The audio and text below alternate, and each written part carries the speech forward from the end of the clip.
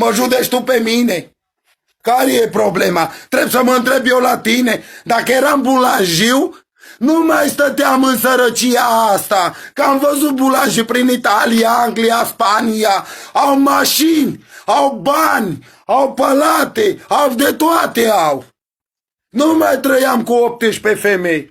Nu sunt bulanjiu, că dacă eram cel mai mare vedetă din Italia.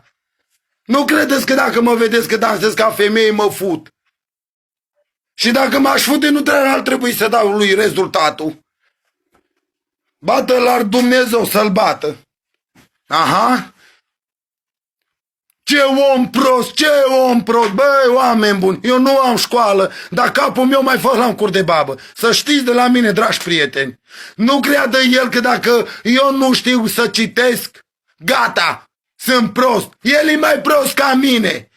Odată ce spui cu mintea cu un alfabetist care trăiește cu ziua și trăiește de pe azi pe mâine și îți bagi joc de el pe live-uri, tu ești mai nesimțit ca el, ești mai prost ca el, ești mai flămânjos ca el, ești mai cali ca el. Dă dovadă de un om deștept pișamaș în capul tău.